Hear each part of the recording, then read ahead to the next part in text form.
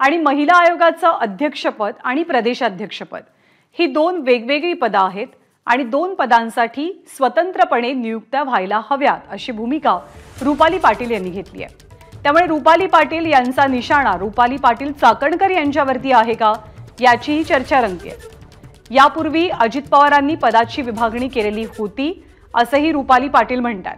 आगामी काळात आपल्याला संधी मिळेल अशी अपेक्षाही त्यांनी व्यक्त केली आहे।